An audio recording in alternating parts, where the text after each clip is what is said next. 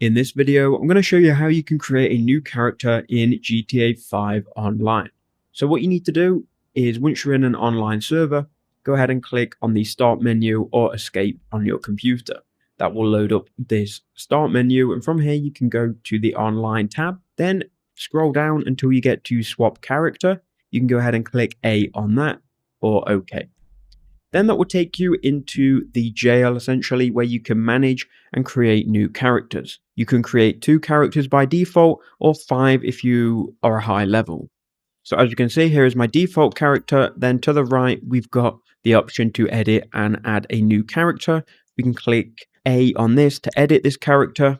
From here, we can go through the same process that we did when we were creating our first character. I'm just going to random everything and we'll run with this one. Yeah.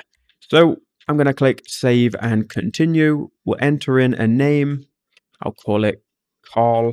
And there you go. We've now created Carl.